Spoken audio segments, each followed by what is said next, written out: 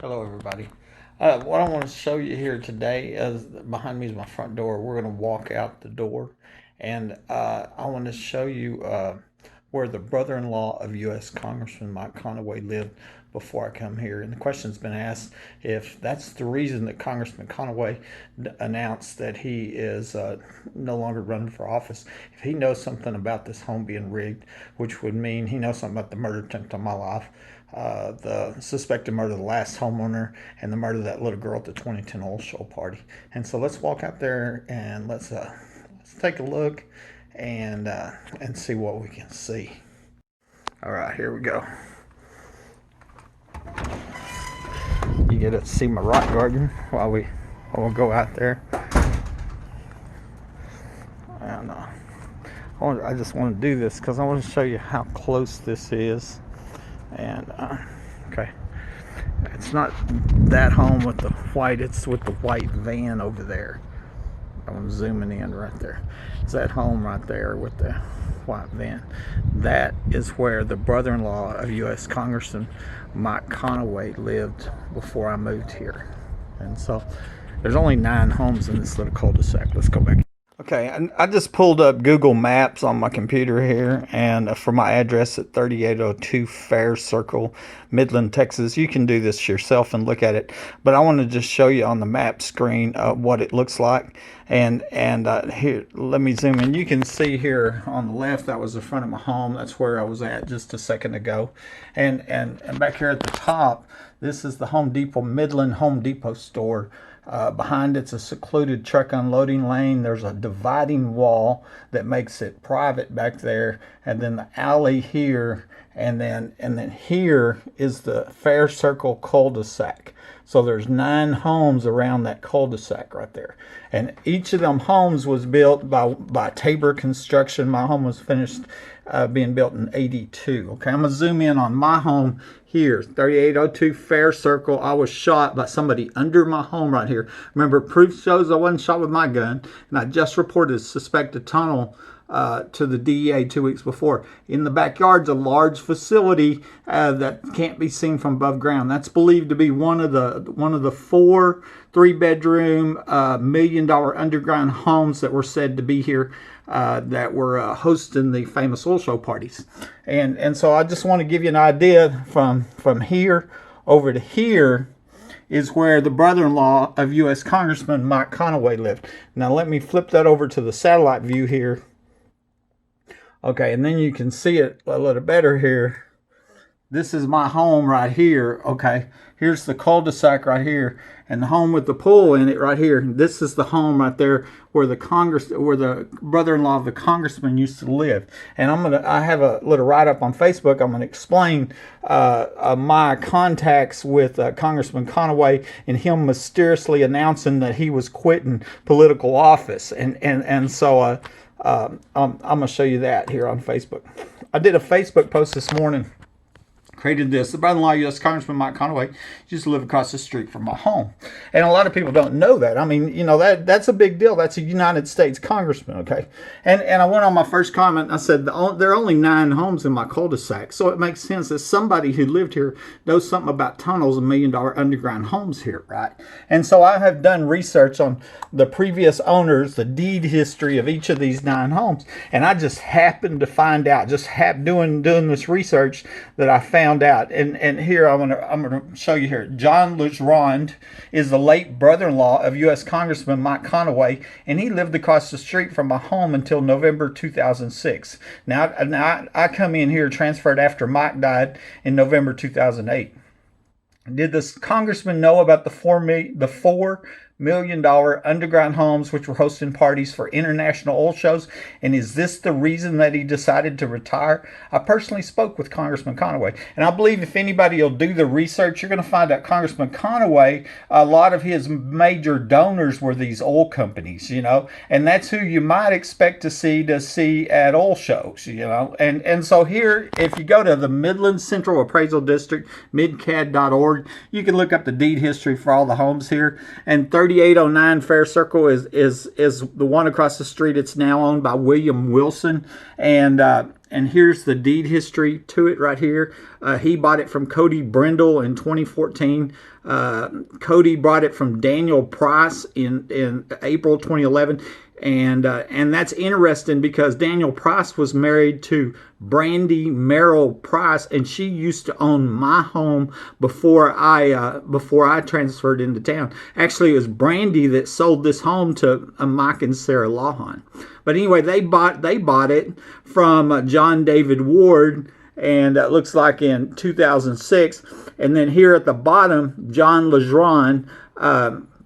That's when he sold it to John David Ward, and Mr. Legendre passed away in 2008. So I was looking up the deed history for everybody lived in this cul-de-sac, because obviously, I've got, multiple people telling me they're underground facilities, tunnels here. Somebody knows something about that, especially since that they're believed to be connected to multiple murders. Okay.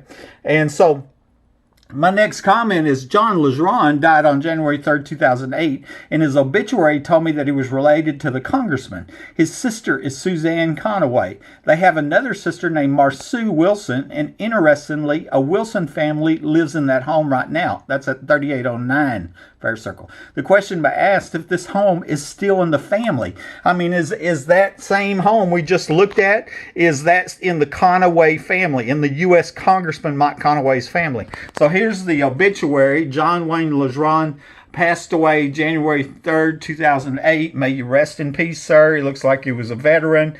He was a master mason, 32nd degree Scottish Rite. Owned a sign business here, Apex Signs. Married to Joanne. Okay, but we get into who he survived by, and that's where I found it. Looks like he has okay, here we go. John survives loving wife Joanne, son Gary Click. Now, I read Gary Click was arrested for a sex crime. I believe he's in prison. And his wife Sherry. Terry Legendre and wife Shaney, I think they're in Midland. Edward Legendre and wife Cindy. Daughter Dorsey Legendre. Sisters Suzanne Conaway and husband Mike Conaway. That's the congressman. Okay, and then Marcue Wilson and husband Jim. And that's what I said right now. William Wilson lives in that house. So the question's been asked if this home over there is owned by William Wilson, is still in the Conaway family, and even the questions asked is if there's an underground entrance over there. That'd be real interesting, and especially very interesting if Congressman Mike Conaway knows that when I was reporting to him these crimes, secret police, attempted murder, the suspected murder, Lawhon, and the rest of them. Okay. Next comment. In January 2015, I told Congressman Mike Conaway my story on a phone call during a town hall meeting that he was having. I recorded his response. This is on my YouTube channel. This is in 2015, and I'm just going to click on this, and we'll listen to part of it or whatever. Do you have any information with respect to how you pursued with the police department and the Texas Rangers? And there are a lot of local and state provisions that would have to be exhausted. There may be a federal nexus, but I'm not aware at this stage. You've got to get past the local federal things. Human trafficking and smuggling in general is not directly necessarily tied into, well, it is tied into border security. I mean, I guess it could be smuggling folks within the United States, but the bulk of that smuggling is folks being brought into this country and sold into slavery and other things. So that harkens back to doing a better job of operationally controlling our borders and getting at that. But I'd be happy to, if you've got a specific issue that you want to talk to us about, call Corbette there in Midland at 687-2390 and open a case, and we can take a look at that, your individual issues with respect to what happened in your home that night and how it might be tied in with the local police. But there are some resources available to take care of that. We'll, if you want, open a case on with us, and we can take a look at that. So appreciate you coming. You are now in listen only. So it's real interesting there. Here I told Congressman Conaway, and I got a feeling that the first part of that my message was recorded by them, that somebody has that message, because I told him there was a secret police this was 3 years before the secret police were identified. Okay, remember I had to pay a private investigator $2,000 and lived for 6 years under the threat of death with people breaking into my home, trying to figure out if they're actually police or were they criminals dressed like police. All we knew is they were covering up a murder attempt and they looked like police, but we didn't have a police report. But we found out in 2018 that they were police. We found out in 2019 there was a police report as being illegally withheld, and then 6 of the 11 people that were seen on camera wasn't even on the police report. And then more importantly, 5 of the people on the police report were at or in my home, and they wasn't seen arriving on the camera, and so that told me they come into my home from the underground trapdoor entrance. So anyways, I talked to Congressman Conaway on the phone in 2015. Okay. And then after emailing his staff, and remember he invited me to speak with Corbette. After emailing his staff evidence on the crimes and then meeting with them in person, the congressman sent me this official letter from Congress. As you can see, he advised me to contact U.S. Inspector General Horowitz. The IG, the Inspector General, investigates corruption in federal departments, and I had a recording of, and I still do, of a recording of an FBI agent telling me that he was going to destroy evidence in the many crimes and suspected murders here. And I'd also contacted the DEA 2 weeks before I was ambushed and shot, who never looked. I reported a suspected tunnel to Midland and El Paso DEA in January 2012, and nobody looked. Anyway, it was a dead end, as the IG would never respond. And I sent them over around 100 emails and multiple phone calls. I mean, it was just exceedingly obvious that they were intentionally, on purpose, blowing me up, blowing me off. And I believe trying to cover up the crimes and cover up the corruption, because their job as the Inspector General is to investigate allegations of corruption. And how much more corrupt can you get than an FBI agent saying he's going to shred evidence in multiple murders? I mean, I've got, it's a video on a YouTube channel right now, on my YouTube channel. Okay, so here it's dated January 22nd, 2015, from the Congress of the United States. This is something you frame and put inside your house, except it's not really nothing to be proud of. And thank you for contacting me, etc., etc. And although I understand your concerns, the situation you described is legal in nature and outside my jurisdiction as a member of the United States House of Representatives. I suggest you refer your inquiry to the Office of the Inspector General of the Department of Justice. And why? Because they investigate corruption. Okay, and he gives me the contact information for Horowitz. Okay, and so it's signed by Mike Conaway. Okay, and keep in mind, all this time, he didn't mention, oh yeah, my brother-in-law used to live over there. We used to have Christmas Eve, Thanksgiving over there. I don't know that, but do you understand here? It seems like something just stinks to high heaven about this. Especially here, I'm crippled for life, living under a death threat, going to my congressman, going, I need help. There's a secret police murder gang here. They were caught inside my home covering up capital attempted murder. Anyway, after it became clear that the U.S. Inspector General was ignoring me to help cover up the multiple murders here, I emailed the congressman's assistant, Corbette, and this was it. This was her reply to me. Okay, so this is a screenshot of the email from Corbette here in October 2015. Mr. Webb, I apologize that a more favorable outcome has not been provided. However, as previously stated, the issues you describe are legal in nature and outside the congressman's jurisdiction, because we don't know anything about legal stuff as congressmen. You may need to seek legal counsel to better assist you in resolving the matter, And this is a capital attempted murder. That's something the district attorney should be filing charges on the secret police and the rest of them, Anyway, Corbette, Congressman Conaway, you can see that. And I wrote it up. Congressman Conaway advised me to contact the IG. I tried 100 times. I couldn't get a reply back. But when I met with Corbette and the other staff members, I remember asking them to write down the name of the witness to the girl, to the rape and murder of the young girl at the 2010 oil show. So they should have that evidence. That should be evidence in a capital murder right there, that they were notified, they were provided provided the name of the witness to a woman that told me she was at a party, at an oil show party, where a young girl, and then in 2013 the remains of a young girl were found outside of Midland. Okay, being ignored was not favorable. That's what I put, because that was her words, you know, and very, very disappointing, you know. And, you know, this should be headline news. It really should. If it wasn't for the press working, you know, with these organized crime to cover up these murders, you know, it would be headline news. In 2018, I got a second letter from the congressman, but this time he advised me to contact the state representatives, but they have no authority on corruption in federal departments. The congressman had it right the first time. I contacted more people than you can imagine, you know. But, you know, I think I nicknamed Conaway "Not My Problem" Conaway. Not my problem. They ain't breaking on my house. They're not murdering my kid. Not my problem, you know. And very disappointed in Congressman Conaway. Okay, interestingly, Suzanne Conaway's first husband was the late Randy Kidwell, and he died on the famous Clayton Williams plane crash on Valentine's Day 1990 while Clayton was running for governor of Texas. Okay, Clayton Williams just died recently. He's a multimillionaire, billionaire oil man here from Midland, Texas. Also killed on this famous plane crash was Aaron Geibel, who was the vice president of Tabor Construction, the company that built all 9 homes in this cul-de-sac. Well, ain't that convenient? What a small world, right? Right?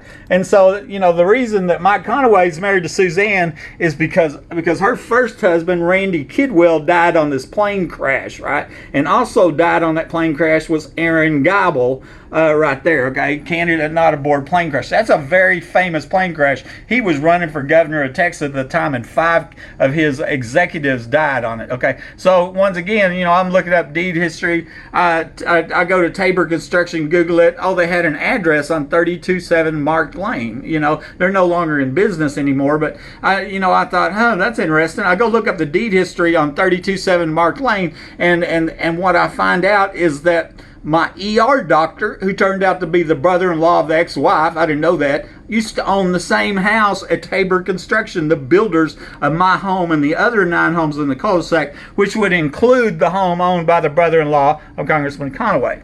And then a vice president of Tabor Construction, the builder of my home and the builder of the home that was owned by the family member of U.S. Congressman Mike Conaway, was the vice president was Aaron Geibel. And Aaron Geibel is also, director of Clandestine National Bank, which was a Clayton Williams bank, and as I showed a minute ago, he was one of the ones that died along with Randy Kidwell on that famous plane crash. You know, isn't that, I mean, that's interesting. And once again, you'd think that'd be big news. Okay, Congressman Mike Conaway announced his retirement on July 30th, 2019. And on July 19th, less than 2 weeks before that, I had made and posted a video showing where concrete was being poured behind the Home Depot store at the same place I had showed Homeland Security, because I believed it's where a tunnel was at. Okay, and I'm going to show you here. Okay, and here's the cover shot right here. You can see the concrete coming out of the concrete truck. They're pouring concrete back here. This is the wall I was telling you about. My home is right on the other side of the wall. You know, just 2 weeks before, I was right here with Homeland Security going, I think the tunnel right here that was used for the murder of that little girl and the capital that murdered my life and the Ozo party is right here. And 2 weeks later, they're digging up the ground pouring concrete. Okay, that was on July 19th. And then on here at American Storage Center. At July 30th, Congressman announces he's retiring. Here today, and what this big gate is, I can't tell you how many people have mentioned this storage center to me, because my home is like right there. I mean, it's right there where them trees are. You can see the infamous trees. But anyways, while I'm here, I think I'll take a picture here. This is where they're doing the concrete work. And you can see them out there. There's the concrete truck. And see, I was just there 2 weeks ago with the Homeland Security agent, showing him where I suspected the tunnel entrance was.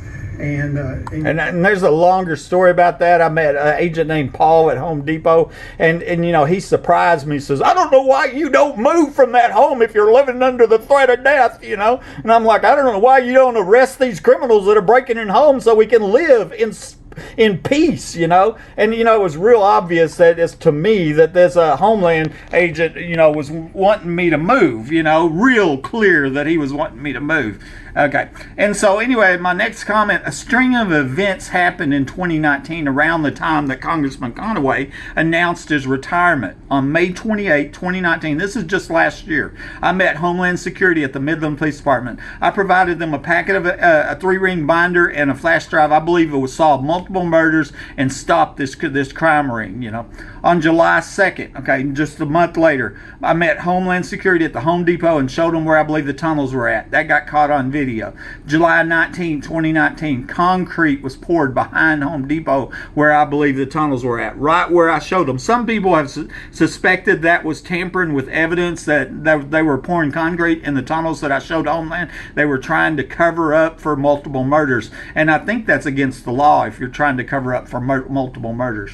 July 30th, 2019, Congressman Conaway announces his retirement. Now look at the time. July 19th, concrete's poured. I'm making videos, post them on YouTube, and 2 weeks later, Congressman Conaway announces his retirement. Do you think there's connection here with his brother-in-law living across the street? Okay, and then let's keep on going. On October 11th, Secretary of Homeland Security Kevin McLennan resigns. Do you think it was a little embarrassing for Homeland, you know, that I show them where I believe this human trafficking tunnel is used for multiple murders, and then next thing you know, they're pouring concrete, you know? So the Secretary of Homeland Security resigns. And then right here, less than a week, Secretary of Energy Rick Perry resigns. Now, why would he resign? Do you think a Secretary of Energy would know about oil show parties? Especially when Rick Perry was governor of Texas, when I was ambushed and shot and left for dead inside my own home, when it's believed the 2010 oil show parties were happening, okay? Donna, right, shaking my head. I can't even believe this. This is just crazy, you know. And and then I went on. I said, I believe we'll find out that the tunnel that had concrete poured in it 2 weeks after I showed Homeland Security was used by the people who murdered this little girl. Her remains were found in 2013, and my friend told me about a young girl being murdered at a 2010 oil show party, which I believe was going on in the 3-bedroom, $1 million underground home in my backyard. That means this tunnel was also connected with the suspected murder of the last homeowner, Mike Lawhon, and then the attempted murder in my life, and possibly more. Okay, so this is the current Midland Crime Stoppers that I've been, in recent contact with Sheriff Kreiner, because this is their case. And unidentified human remains were found outside of Midland. It's approximately 10 miles south of I-20. And white or Hispanic, 14 to 21-year-old female girl, about 59, 67 inches tall. Homicide is suspected. Okay, so remains are found in 2013 of a little girl, and my friend told me about a little girl that was murdered in 2010. I think it's the same girl. And I want to show you this. This is the Google Earth picture here. Here's my home again down here. The Home Depot here, the secluded truck unloading lane,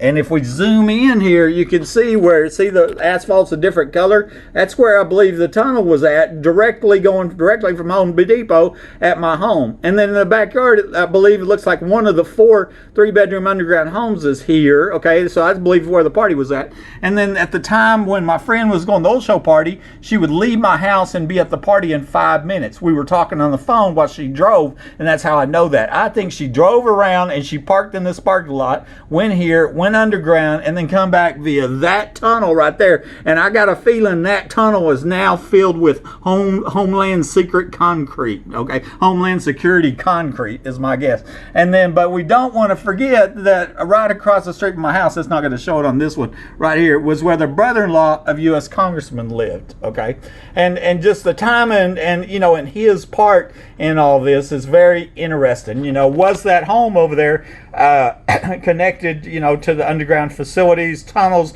Does he know about it? These are questions. If we had legitimate press, they would be all over this, asking these questions. They'd be sticking a microphone in Congressman's, face and asking him for a statement. Did he know about these underground facilities here, these oil show parties? Did he know about that concrete being poured?